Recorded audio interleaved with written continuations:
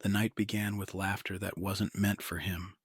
It rippled across polished marble and crystal glasses while he stood a few steps back, keys resting in his palm like a reminder of where he belonged. Someone snapped their fingers without turning around. Someone else tilted their chin toward the door. He moved because that was expected, not because he was seen. In rooms like this, power had a smell, expensive, cold, unquestioned, and it never belonged to the man waiting by the wall. She didn't look at him when she spoke. She rarely did. Her voice cut through the crowd, sharp enough to silence conversations, casual enough to humiliate without effort. "The driver will take the car around," she said, already turning back to her circle. No name, no pause. "Just a function," announced like furniture being rearranged. A few people glanced at him, then quickly away, relieved it wasn't them standing there, reduced to a label in public. He felt it then, that familiar pressure behind the ribs, the one that came when dignity was tested in small, deliberate ways. He kept his face neutral, his posture steady. Years had taught him something most people in that room never learned. Reacting was a luxury. Silence, when chosen, could be armor. He walked past them, past the laughter, past the glass doors, each step measured, each sound filed away. He heard how her tone changed depending on who she addressed. He noticed who she softened for, who she sharpened herself against.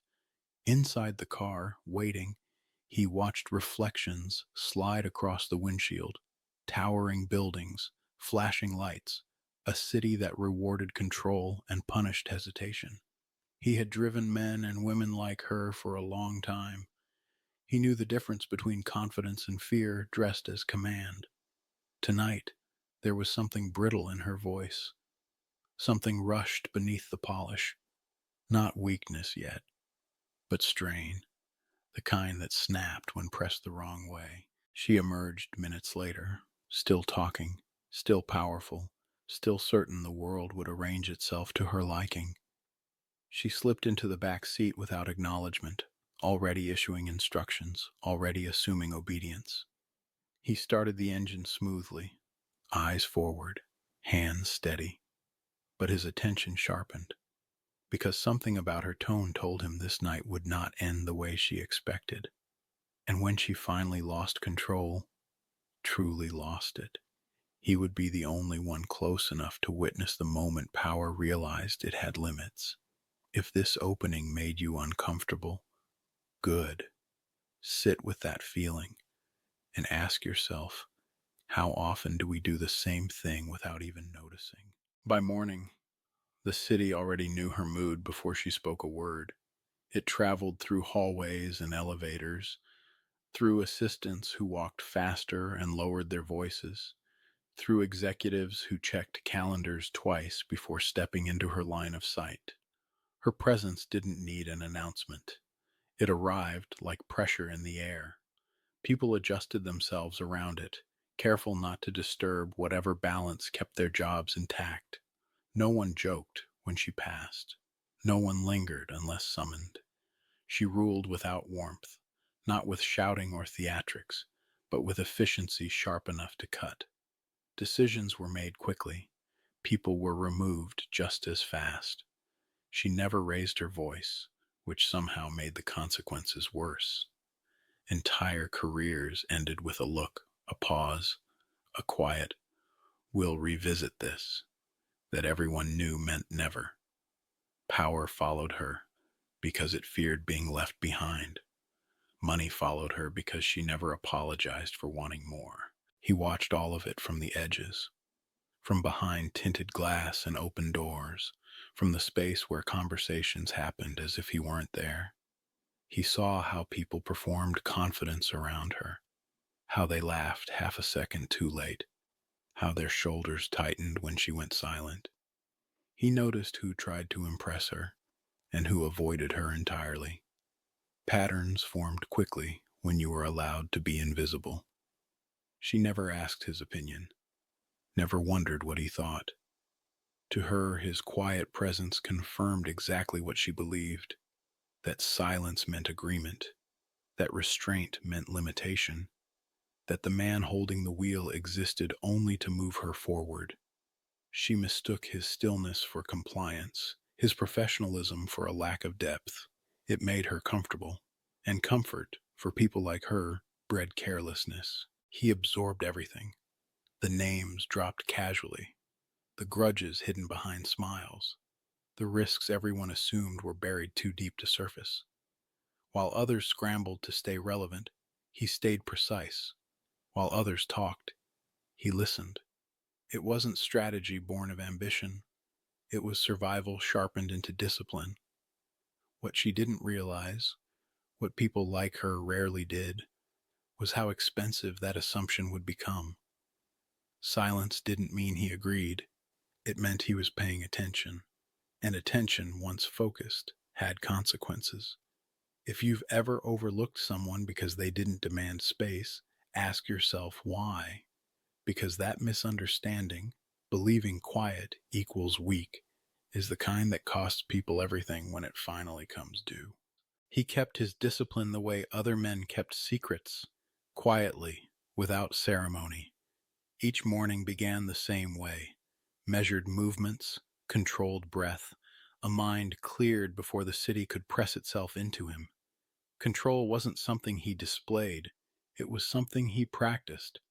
Long before he learned the routes through Manhattan, he learned how to hold his tongue, how to let disrespect pass through him without taking root. That lesson came from a man who worked with his hands and never once apologized for it. A grandfather who fixed what the city discarded and stood tall doing it. From him, he learned that dignity didn't need witnesses, that patience, when sharpened, became power. He carried those words with him now, not as sentiment, but as structure. Every slight was noted, every tone remembered, not with resentment, just clarity. So when she dismissed him with a flick of her wrist or spoke over him as if the air belonged to her alone, he didn't flinch. He didn't smile either. He stayed exactly where he was, present but unreachable. That unsettled some people. Others didn't notice at all.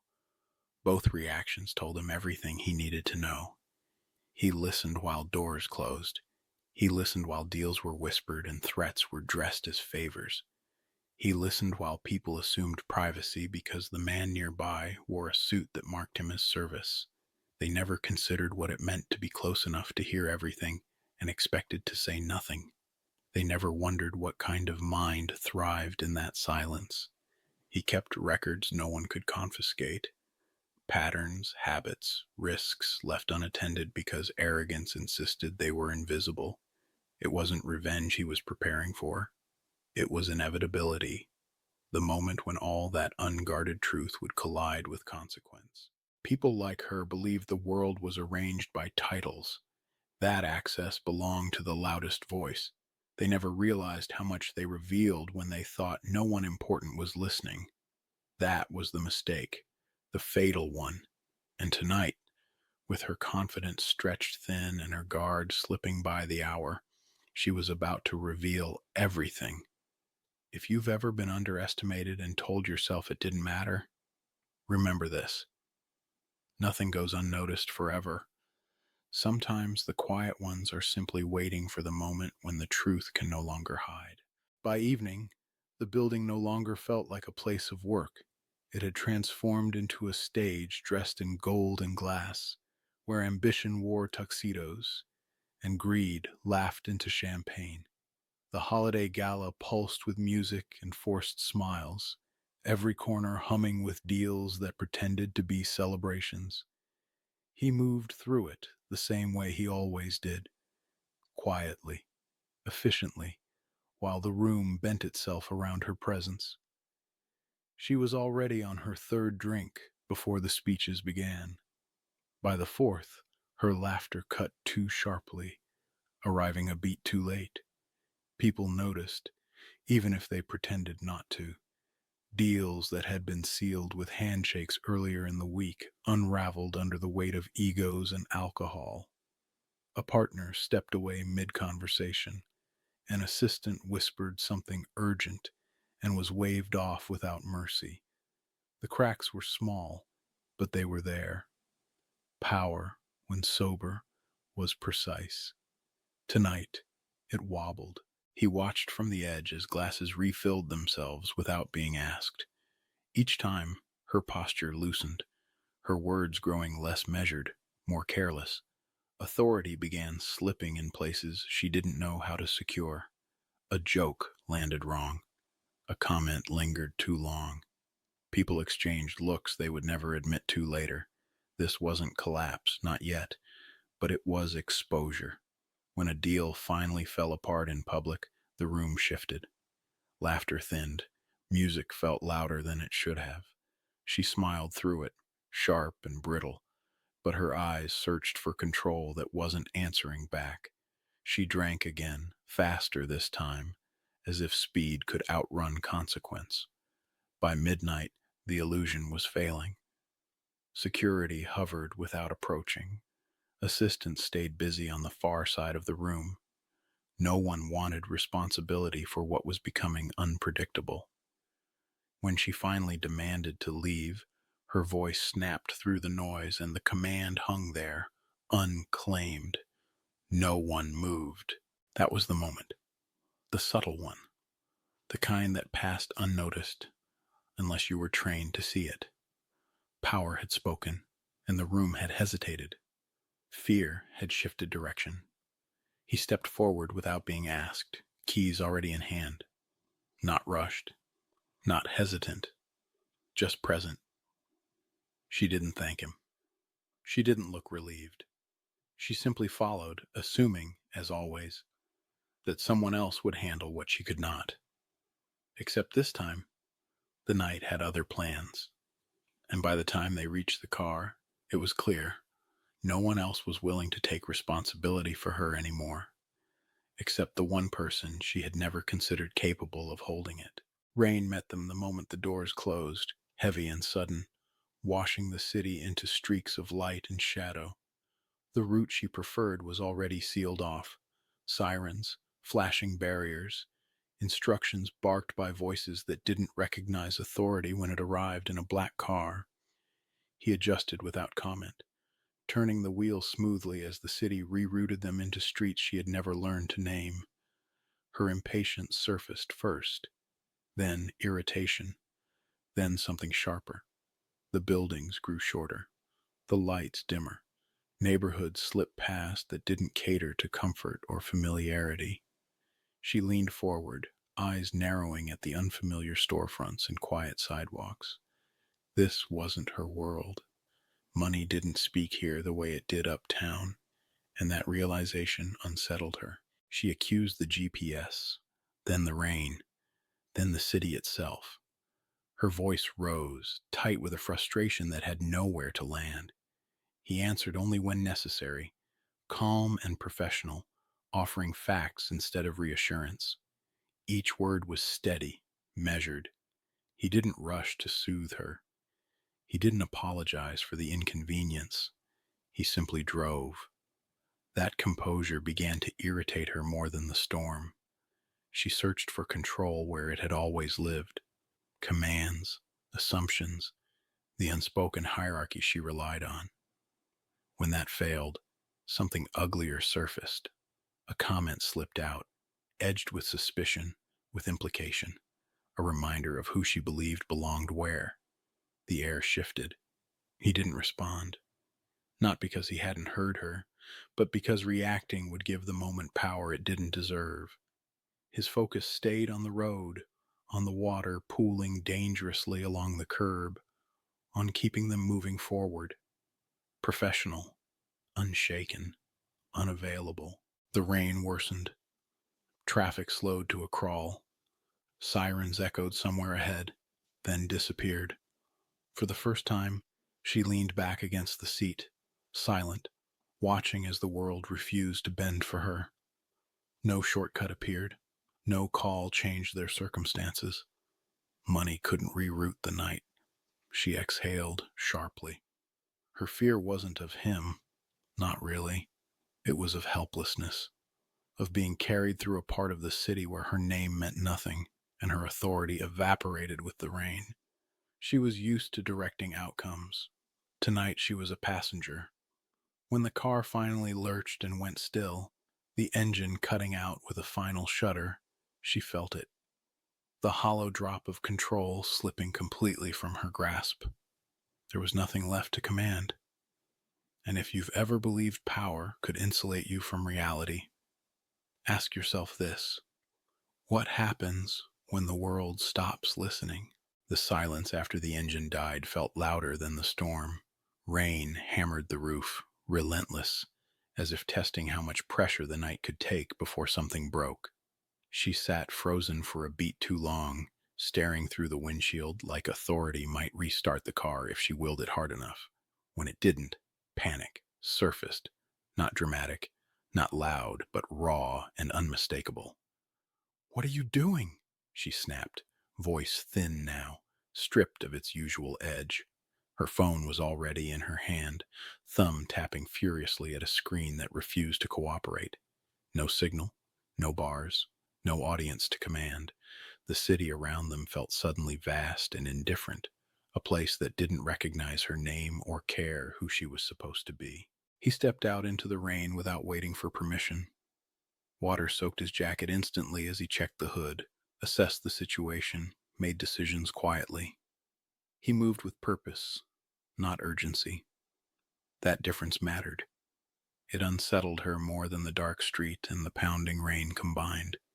She watched from the car, heart beating faster, realizing she had no instructions to give that would help. When she finally stepped out, her heel slipped on the slick pavement. The moment was small, almost forgettable, but it was the moment everything shifted. She would have fallen if his hand hadn't caught her arm, firm and steady, grounding her before she hit the ground. No hesitation, no comment, just action. She looked up at him then, really looked. Rain streaked down his face, but his expression was calm, focused, unbothered. There was no satisfaction there, no judgment, only competence, and something about that terrified her, because competence, displayed without seeking approval, was a kind of power she didn't own. He guided her back to the sidewalk, positioned her where the light was better, where she wouldn't slip again. He spoke briefly, what he was doing, what would happen next, how long it might take. Facts, certainty. Her role in the situation had vanished completely. She wasn't leading, she wasn't deciding.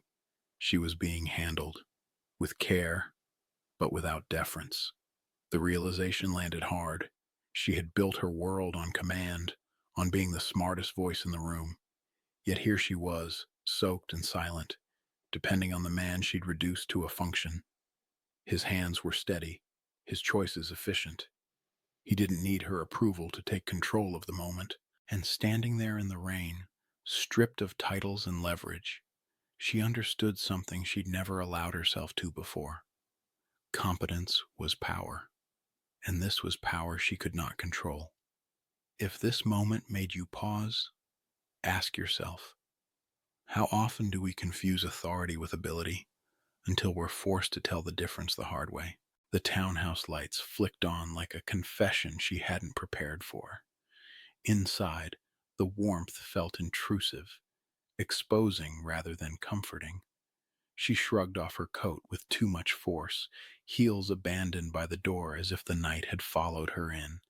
The first sound after the door closed was her phone chiming, then chiming again and again.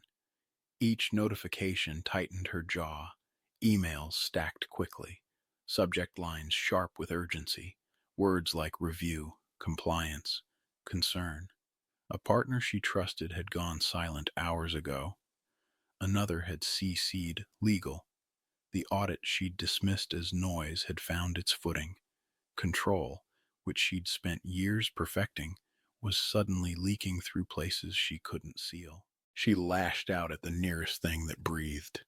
Accusations flew about timing, about loyalty, about incompetence. Her voice cracked midway through a sentence, and she stopped short, surprised by the sound of it. The room felt smaller now, crowded by consequences she couldn't intimidate into retreat. He stood where she'd last left him, not retreating, not advancing. When he finally spoke, it wasn't loud. It didn't need to be. His words landed carefully, one after another, outlining risks she'd ignored, connections she'd overlooked. He didn't embellish. He didn't posture. He simply explained. Calm, precise, unavoidable. She tried to interrupt. He kept going. The truth delivered without emotion hit harder than any accusation. He named the pressure points she'd underestimated, the timelines she'd rushed, the people she'd trusted because they looked powerful enough to be loyal. Each sentence stripped another layer from the story she told herself about being untouchable. The room went quiet, not because he stopped speaking, but because she realized he was right. Not accidentally, not partially, completely. And worse than that realization was the understanding that this hadn't been a sudden insight for him. He had always known. He had been watching the structure weaken while everyone else admired the height. She sat down slowly, the fight draining from her posture. For the first time, there was nowhere to hide her authority, no one to intimidate into agreement, just the weight of knowing she'd been warned by silence and ignored it. And if you've ever dismissed someone because they didn't demand your attention, ask yourself this: how many warnings have you missed simply because they came quietly? The announcement landed like a shockwave the following morning. Conversations froze mid-sentence, heads lifted, screens refreshed. Authority, once hoarded and guarded, shifted publicly and without apology. She didn't soften the delivery. She didn't dress it up as generosity. She stated it plainly, as if facts were the only language left she could trust. The room absorbed it in stunned silence. People looked at him differently now, not with warmth, not with ease, but with recalculation. Power always rearranged the way eyes measured a person. He felt it immediately and refused to respond to it. No smile, no victory, just the same calm posture he'd always carried. Respect gained through spectacle rarely lasted. He wasn't interested in that. Later, behind closed doors, she spoke again, this time without witnesses. The apology came restrained, imperfect, shaped more by awareness than humility. She didn't excuse herself. She didn't ask for absolution. She acknowledged what she had ignored and named what it had cost her. It wasn't graceful, but it was real, and that mattered more than theatrics. He listened without interruption. When she finished, he responded with boundaries instead of gratitude, clear expectations, defined roles, respect that was no longer optional or implied. He accepted the position, not as a favor, but as alignment. The terms were understood. The dynamic irrevocably changed. She nodded once, absorbing the reality that this wasn't something she could negotiate. Authority no longer flowed in one direction. Awareness, she was learning, didn't restore comfort. It removed illusions, and illusions had been expensive. As he left the office, the weight in the building felt different, not lighter, just honest. His future no longer depended on being unseen. It depended on consistency, on restraint, on the same discipline that had carried him this far. And if you've ever wondered whether change should feel good when it's earned the hard way, sit with this. Growth often costs more than staying the same. The question is whether you're willing to pay it. She didn't become kind after that. People who expected a softer version of her were disappointed quickly. Her voice remained direct. Her standards stayed high. But something fundamental had shifted beneath the surface, altering the gravity of every room she entered. She listened longer now. She asked questions she used to dismiss. Awareness had settled in, and it refused to let her move the way she once had. It cost her. Comfort, mostly. The ease of assuming the world would always adjust itself around her. Some allies drifted when intimidation stopped working. Others tested boundaries she no longer ignored. Power, she learned, was quieter when it stopped feeding on fear, and quieter power required more effort to maintain. For him, the days unfolded differently. Not louder, not easier, just clearer. His work carried weight now, not because of a title, but because his voice shaped outcomes. He no longer needed proximity to be heard. His life expanded in subtle ways. Time reclaimed, choices widened, a future no longer confined to waiting in the margins. Yet he remained disciplined. Visibility didn't tempt him into carelessness. He'd seen what arrogance did up close. They never became friends. They didn't need to. What existed between them was sharper and more honest than that, a mutual understanding built on consequence. She knew what she had almost lost. He knew what he had always carried. Neither pretended the past hadn't happened. They let it instruct them instead. The city moved on, as it always did. New names rose. New power collected itself in familiar patterns. But something lingered in the spaces she occupied now. A pause before dismissal. A second glance before a label was assigned. Small changes most people wouldn't notice, except the ones who had lived unseen long enough to recognize the shift. Because dignity doesn't announce itself. It waits.